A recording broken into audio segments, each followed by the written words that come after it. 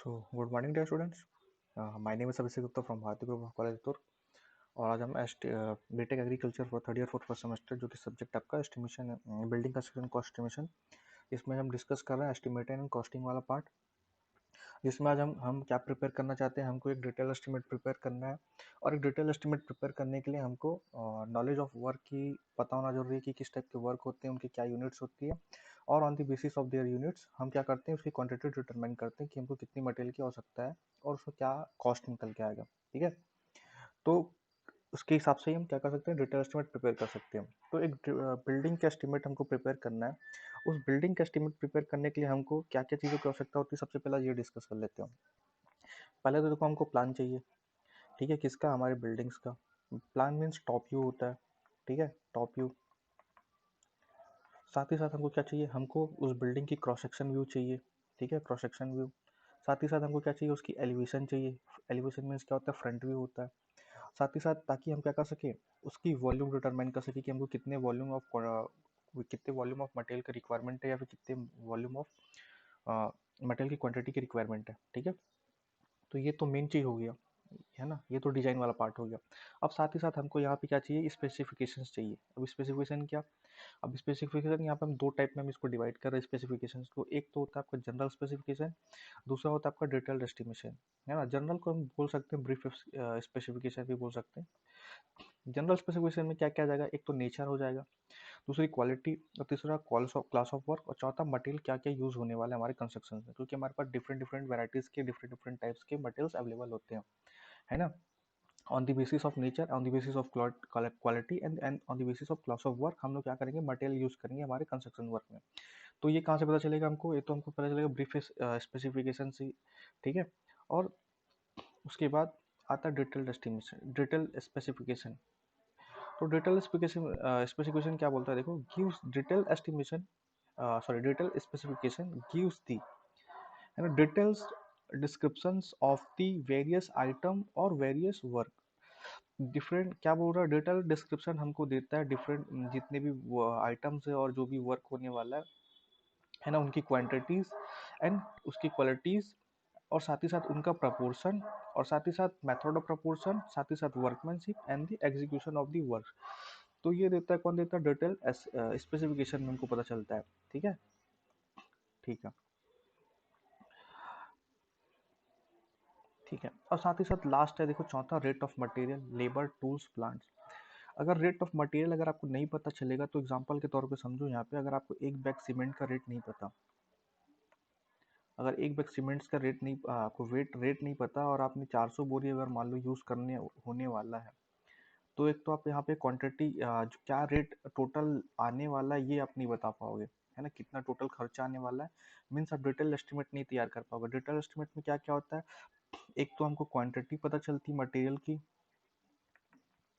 Volume पता चलता है, और साथ ही साथ हमको क्या पता चलता है, ये जो वर्क होने वाला है इसकी कॉस्ट।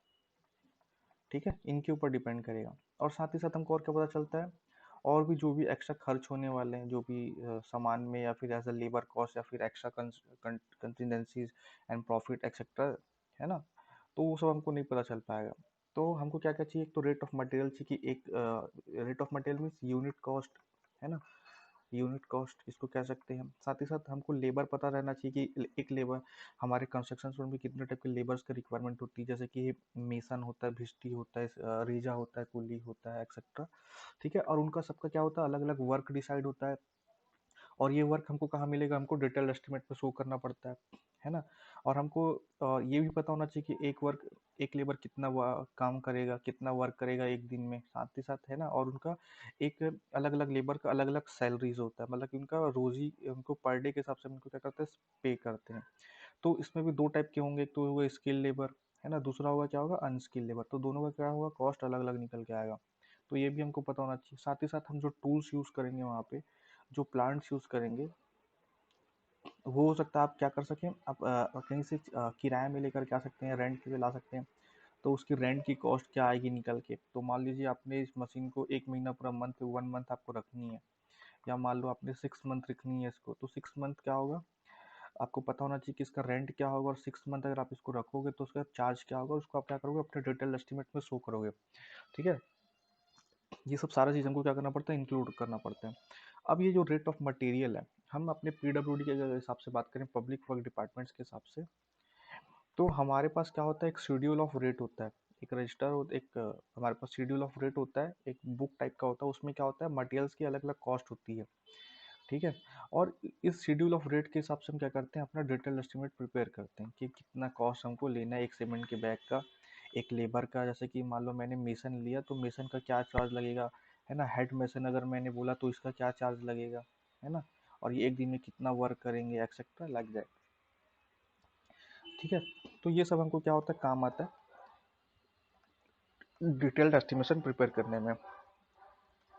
अब देखो, क्वेश्चन यहाँ से आया हुआ है कि इनका यूनिट्स क्या होता है, इन वर्क्स जो भी हम वर्क्स हम यहाँ पे करने वाले हैं एक बिल्डिंग के अंदर में। जैसे कि मान लो हमको फाउंडेशन वर्क करना है, हमको एक्सकवेशन वर्क करना है, तो इनकी यूनिट्स के ऊपर डिपेंड करती है इनकी कॉस्ट, ठीक है। जैसे कि फाउंडेशन वर्क हो गया, ये किस में चलता है, आपका क्यूबिक मीटर में चलता है ना। क्यूबिक मीटर, मीटर है ना, मीटर क्यूब, है ना। तो अब इसका जो चार्ज मतलब कि क्या, l into b into h बोल दो, या फिर डेप्थ बोल दो, डी बोल दो, ठीक है। ये हो गया क्या, इसका वॉल्यूम मीटर क्यूब में। अब साथ ही साथ अब क्या होता है या फिर मान लो एक्सकवेशन वर्क कराना है आपको, एक्सकवेशन वर्क भी किस में चलता है, आपका क्यूबिक मीटर में चलता है। तो मान लो अगर आपने कहीं एक्सकवेशन करा है, मान लो कि 1 मीटर क्यूब का, तो 1 मीटर क्यूब का मान लो एक लेबर आता है एक्सकवेशन करने का, चार्ज लेता है मान लो 300 रुपये, है ना। 300 रुपये चार्ज करता है एक फुटिंग के लिए, एग्जाम्पल के तौर पे। तो मान लो ऐसे ही आपको, अगर आपको 10 एक्सकवेशन 10 फीट से का एक्सकवेशन कराना है तो कितना हो जाएगा, इंटू कर दो 300 से, तो हमको क्या पता चल गया, हमको टोटल कॉस्ट पता चल गई एक्सकवेशन का, है ना। ऐसे ही हम क्या करते हैं, निकालते हैं। तो डिफरेंट डिफरेंट हमारे बिल्डिंग्स में क्या होता है, डिफरेंट डिफरेंट टाइप्स के वर्क्स होते हैं, है ना। अभी उन वर्क्स को हम डिस्कस करने वाले हैं, और यहाँ से एग्जाम में क्वेश्चन पूछा गया है। क्या क्वेश्चन पूछा गया देखो यहाँ पे, ठीक है। तो देखते हैं क्वेश्चन कुछ इस तरह से पूछता है, एग्जाम में क्वेश्चन आ सकता है, units of measurements of various items of the works. तो यहाँ से क्वेश्चन बन सकता है, define the units of measurements. यहाँ से क्वेश्चन पूछ सकता है, explain the meaning of the units measurements. या फिर पूछ सकता है, what do you understand by the units of the measurements. तो the units of the measurements क्या बोलता है, देखो, the units of the material measurements are mainly categorised on the basis of their nature, shape and size, mainly to give the payment to the contractor on the basis of units of measurements of various items work. हम क्या करते हैं, contractor को जब payment करते हैं तो क्या करते हैं, on the basis of units, ये जो यूनिट्स होते हैं वर्क्स के, उनके हिसाब से हम क्या करते हैं, पेमेंट्स करते हैं। क्या करते हैं हम, उसके हिसाब से हम क्या करते हैं, पेमेंट्स करते हैं उनको। जैसे कि अभी मैंने पीछे एक्सकवेशन का एग्जांपल लिया था, मान लो 10 फीट हमने एक्सकवेशन कराया, और 1 फीट के एक्सकवेशन के लिए वो 300 रुपीज़ चार्ज करता, तो यहाँ कितना हो गया, 3000 रुपीज़। तो आपको इतना देना पड़ेगा, 3000 रुपीज़ देना पड़ेगा आपको, ठीक है, लाइक दैट। अब हमारे पास क्या होता है, डिफरेंट डिफरेंट क्या होते हैं, वर्क्स होते हैं हमारे पास, डिफरेंट डिफरेंट वर्क्स होते हैं। और उन वर्क के क्या होता है, हमको यूनिट्स पता होना जरूरी है। जैसे कि हमने एक्सकवेशन की बात की, तो वो किस में हम करते थे, मीटर क्यूब में करते थे। अगर मान लो हम प्लास्टर वर्क करा रहे हैं तो वो किस में होता है, आपका मीटर स्क्वायर में होता है। अगर मान लो आप कोई फैन खरीद के ला रहे हैं, है ना, एसी खरीद के ला रहे हैं, कोई भी कुछ अलग कुछ ऐसा सामान लेकर के आ रहे हैं, तो ये जनरली किस में लाया जाता है, यूनिट में लाया जाता है। यूनिट में, सिंगल यूनिट में काम इसको काउंट किया जाता है। जैसे कि मान लो एक एसी की कीमत है आपकी 35,000 रुपये, तो मान लो आपने 10 एसी खरीदा, तो ये कितना हो गया आपका, 10 से मल्टीप्लाई कर दो तो ये हो गया उतनी 3,50,000, ठीक है। तो इस तरह से हम क्या करते हैं, हमको पता होना चाहिए। तो एग्जाम में पूछ सकता है, right the units of the measurements of the 5 item works. हम सारे आइटम वर्क्स को कवर करेंगे, ठीक है। तो देखते हैं यहाँ से, तो देखो, डिफरेंट डिफरेंट वर्क होते हैं। सबसे पहले जो हमारा बिल्डिंग का काम स्टार्ट होता है, एक्सकवेशन से स्टार्ट होता है। कहाँ से स्टार्ट होता है, और एक्सकवेशन से स्टार्ट होता है ना। तो सबसे पहले हम क्या कर रहे हैं, हम देख रहे हैं अर्थवर्क। अर्थवर्क में क्या क्या आ जाएगा, एक तो आपका एक्सकवेशन आ जाएगा। अब एक्सकवेशन हो सकता है रॉक एक्सकवेशन हो जाए, ठीक है। अर्थवर्क और कहाँ हो सकता है, हम एक्सकवेशन आपके फाउंडेशन के लिए भी हो सकता है ना। कभी कभी क्या होता है, हमको रोड बनाना होता है, तो हम क्या करते हैं, हमको पर्टिकुलर जिस जगह में हमको रोड बनाना है, तो हमको जिस टाइप का बेस फिलिंग के लिए हमको जिस टाइप का सॉइल चाहिए होता है, कभी कभी वो साइट पे अवेलेबल नहीं होता, तो हमको क्या करना पड़ता है, पर्टिकुलर दूसरी जगह से हमको क्या करना पड़ता है, उस मटेरियल को लेकर के आना पड़ता है। तो क्या करना पड़ता है, वहाँ पे एक्सकवेशन करना पड़ता है, ठीक है, उस जगह से। और उस जगह जब एक्सकवेशन करते हैं, तो क्या करते हैं, एक्सकवेशन करके हम उसको क्या करते हैं, सप्लाई जो भी हमको हमसे डिमांड करता है, जो भी हमसे परचेस करता है उसको भेज देते हैं। और ये जाता है आपका किस में जाता है, जो एक्सकवेशन होता है वो मीटर क्यूब में होता है या फिर क्यूबिक मीटर में होता है, या फिर है ना क्यूबिक मीटर या फिर क्यूबिक फीट में हो सकता है। ठीक है, तो जनरली हम लोग अपना जो एस्टिमेट है हम लोग क्यूबिक मीटर में जनरली प्रेफर करते बनाना, हम लोग इंजीनियर्स लोग।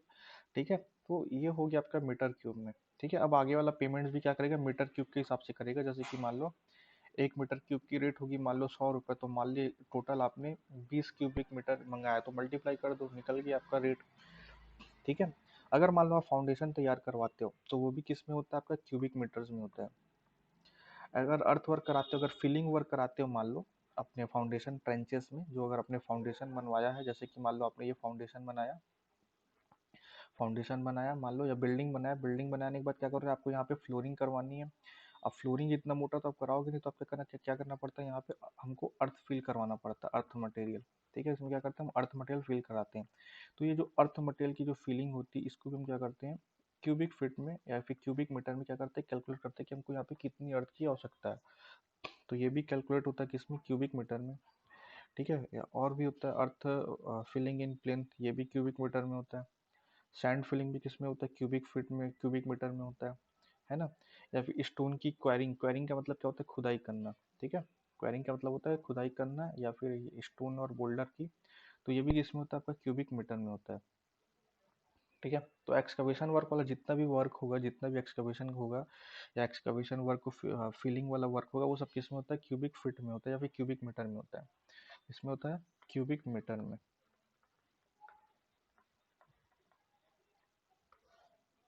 ठीक है, उसके बाद आता है कि अगर कंक्रीटिंग वर्क हम कहीं कर रहे हैं, तो कंक्रीटिंग वर्क हो सकता है लाइम कंक्रीट हो सकता है आपका सीमेंट कंक्रीट हो सकता है। ठीक है, अगर लाइम कंक्रीट हम करा रहे हैं तो ये किस में होता है आपका, अगर फाउंडेशन में हम लाइम कंक्रीट करें तो ये भी किस में होता है, क्यूबिक मीटर में होता है। ठीक है, अगर हम रूफ में, अगर कोई हम रूफ या फिर टेरेस पे हम क्या करें, अगर कोई लाइम कंक्रीटिंग करते हैं तो वो किस में होता है, आपका स्क्वायर मीटर में होता है। सीमेंट कंक्रीट अगर हम यूज़ कर रहे हैं तो ये भी जनरली क्यूबिक मीटर में हम कैलकुलेट करते हैं और क्यूबिक मीटर में इसका चार्ज किया जाता है। साथ ही साथ अगर आप आरसीसी वर्क यूज़ कर रहे हो तो ये भी किस में होता है, क्यूबिक मीटर में होता है ना। अगर आप सीमेंट कंक्रीट का कोई बेड तैयार कर रहे हो, चाहे वो रोड के लिए हो चाहे कहीं के लिए भी हो, तो वो भी किस में होता है, क्यूबिक मीटर में। और अगर प्रीकॉस्ट कोई सीमेंट कंक्रीट अगर आप यूज़ करो तो वो भी किस में होता है, क्यूबिक मीटर में होता है। उसके बाद आता है बिल्डिंग्स में डीपीसी वर्क। ठीक है, डीपीसी वर्क को चार्ज किया जाता है, किस में चार्ज किया जाता है, स्क्वायर मीटर में। ठीक है, स्क्वायर मीटर में चार्ज किया जाता है। ठीक है, और उसके बाद आ जाता है आपका क्या, ब्रिक वर्क। ब्रिक वर्क कहाँ किया जाता है, सुपर स्ट्रक्चर में किया जाता है। ठीक है, तो क्या बोल रहे हो, देखो brick work in foundation and plinth. अगर मान लो ब्रिक वर्क हम कर रहे हैं कहाँ, फाउंडेशन के लिए, तो मान लो ये हमारा कोई फाउंडेशन है, ये कोई फुटिंग है हमारी, इसमें हमने क्या किया, कॉन्क्रीटिंग वर्क किया। ठीक है, तो हमने क्या किया, कॉन्क्रीटिंग वर्क किया, और उसके ऊपर हमने क्या किया, एक फुटिंग्स तैयार किया जिसको बोलते हैं फर्स्ट फुटिंग। तो ये हमने मान लो ब्रिक्स में किया, सेकंड फुटिंग। और ये हमारा कोई कॉलम है, और ये है हमारा कोई ग्राउंड लेवल, और ये है मान लो हमारा कोई प्लिंथ लेवल। ठीक है,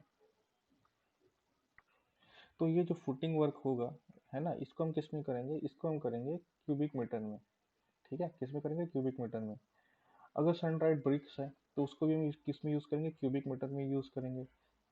ठीक है, अगर हाफ ब्रिक वर्क है, अगर हाफ ब्रिक वर्क है उसको हम किस में यूज़ करेंगे, स्क्वायर मीटर्स में यूज़ करेंगे। ठीक है,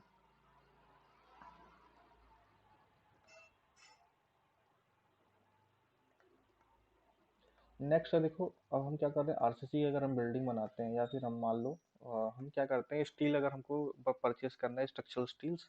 ठीक है, अगर वो रोल्ड स्टील्स है, सेक्शन है, कोई सा भी हो सकता है, आई सेक्शन हो सकता है, टी सेक्शन हो सकता है, एंगल सेक्शन हो सकता है ना, चैनल सेक्शन हो सकता है ना। तो ये किस में आता है, ये जो आते हैं सेक्शंस, ये आते हैं हमको क्विंटल्स में आते हैं, ना कि ये केजी में आते हैं। ये किस में आते हैं, आपको क्विंटल्स में परचेस करना पड़ेगा। ये क्विंटल्स में आपको मार्केट में मिलेंगे। अगर मान लो अपने रेनफोर्समेंट स्टील बार्स खरीदने हैं, है ना, आरसीसी बिल्डिंग्स के लिए, तो वो भी किस में आपको परचेस करना पड़ेगा, क्विंटल्स में करना पड़ेगा। और इसकी जो मेजरमेंट्स की जाती है किस में की जाती है, क्विंटल्स में की जाती है। ठीक है, अब 1 क्विंटल बराबर होता है आपका 100 केजी। कितना होता है, 100 केजी होता है। ठीक है, तो ध्यान रखेंगे। अगर मान लो आपने कोई रेनफोर्समेंट कोई आपको नेटिंग करनी है। नेटिंग मीन्स क्या होता है, जैसे कि हम लोग फुटिंग्स में हम लोग ऐसा वायर मेश ऐसा डालते हैं, वायर मेश बोलता हूँ, बार का हम ऐसा मेश बना के डालते हैं। तो जनरली ये कैलकुलेट किया जाता है किसमें, आपका स्क्वायर मीटर में वर्क को, ठीक है। और जो कटिंग्स होते हैं या फिर जो एंगल्स होते हैं या टीज होते हैं, प्लेट होते हैं, ये किस में किया जाता है, ये भी स्क्वायर मीटर में किया जाता है। अगर मान लो अगर आपको कोई स्टोन वर्क कराना है, तो स्टोन वर्क भी किस में होगा, आपका स्टोन वर्क जो भी होगा वो भी किस में होगा, क्यूबिक मीटर में होगा। स्टोन मशीनरी कंस्ट्रक्शन कराना है, अगर जैसे कि हम ब्रिक का वॉल बनवाते हैं, अगर आपने स्टोन का बनाया तो भी किस में होगा, क्यूबिक मीटर में, ठीक है। रबल मशीनरी एक तरह का ये भी वॉल ही होता है, ठीक है। तो रबल मशीनरी से अगर कोई कंस्ट्रक्शन कराते हैं वॉल वॉल का, तो भी किस में होगा, क्यूबिक मीटर में, ठीक है। ये सब मशीनरी का ही पार्ट है, ठीक है। तो एस्लर मशीनरी वो भी किस में होगा, क्यूबिक मीटर में, ठीक है। अगर मान लो अगर आप स्टोन लगवा रहे हो कहाँ, अपने स्लैब में, कहाँ, अपने रूफ में या स्लैब में या फिर कोई छज्जे में, है ना, तो वो किस में काउंट करेंगे, वो किस में होता है, वो स्क्वायर मीटर में किया जाता है वो वर्क, ठीक है। अगर मान लो आप फ्लोरिंग करवा रहे हो, फ्लोरिंग करवा रहे हो और आपको क्या कराना है, सीमेंट कंक्रीट की फ्लोरिंग करानी, तो उसकी जो यूनिट्स होगी क्या होगी आपकी, स्क्वायर मीटर। अगर आप स्टोन की फ्लोरिंग करा रहे हो तो वो भी किस में होगी, स्क्वायर मीटर में। मार्बल की फ्लोरिंग करा तो वो किस में होगा, स्क्वायर मीटर में। मोजाइक की फ्लोरिंग करा तो वो किस में होगा, स्क्वायर मीटर में। तो जितने भी यहाँ पे हमको दिख रहे हैं, चाहे वो ब्रिक फ्लोर हो, गैनोलिथिक फ्लोर हो या फिर मड फ्लोर हो, ये किस में होता है आपका, ये होता है आपका पूरा स्क्वायर मीटर्स में। तो फ्लोरिंग वाला जितना भी वर्क होगा वो किस में काउंट किया जाएगा, स्क्वायर मीटर में, ठीक है। नेक्स्ट आपका देखो प्लास्टर वर्क। अब प्लास्टर वर्क को मान लो, प्लास्टर वर्क जो होता है जो वॉल में किया जाता है, अब उसके लिए आप सीमेंट मोर्टार भी यूज़ कर सकते हो, लाइम मोर्टार भी यूज़ कर सकते हो, मड भी यूज़ कर सकते हो। इसकी जो यूनिट्स होती है वर्क की, ये होती है स्क्वायर मीटर में, ठीक है। जो भी अगर आप पैसे चार्ज करोगे, कॉस्ट चार्ज करोगे, वो कैसे करोगे, मल्टीप्लाई कर दोगे इसमें इसके स्क्वायर मीटर से। तो जितना भी हमारा वर्क हुआ होगा, जैसे कि मान लो 1 स्क्वायर मीटर का रेट है मान लो 10 रुपीज़, और मान लो आपने टोटल वर्क करा है मान लो 20 स्क्वायर मीटर, तो ये हो गया, मल्टीप्लाई कर दो 10 से, तो कितना हो जाएगा हमारा टोटल कॉस्ट निकल के आ जाएगा। सेम एज इट इज अगर आप पॉइंटिंग वर्क कराते हो तो वो भी किस में किया काउंट किया जाता है, स्क्वायर मीटर में काउंट किया जाता है। जो भी सीमेंट डिस्टेम्परिंग ये सब वर्क हम कराते हैं, ठीक है, कलर वलर या पेंटिंग वेंटिंग, ये भी किस में काउंट किया जाता है, स्क्वायर मीटर में काउंट किया जाता है। अगर आप पॉलिशिंग करा रहे हैं किसके, हमारे वुड वर्क जैसे कि सोफा वोफा हम करवाते हैं, हमारे बेड्स करवाते हैं, या भी कोई भी फर्नीचर वर्क, वो किस में काउंट किया जाता है, स्क्वायर मीटर में, ठीक है। तो ये सब आपको इम्पोर्टेंट है, ये सब याद रखना, ये एग्जाम में पूछ सकते हैं और वाइवा में भी पूछा जाएगा आपको। इनके यूनिट्स बताओ, जैसे कि आपको पूछ सकता है कि फ्लोरिंग वर्क हम किस में मेजरमेंट्स करते हैं, तो बता देना है आपको, स्क्वायर मीटर में। स्टील अगर हम परचेस करने जाते हैं मार्केट्स में तो किस में काउंट किया जाता है, क्विंटल्स में काउंट किया जाता है, ठीक है। तो ये सब थे क्या आपके कुछ यूनिट्स ऑफ मेजरमेंट्स।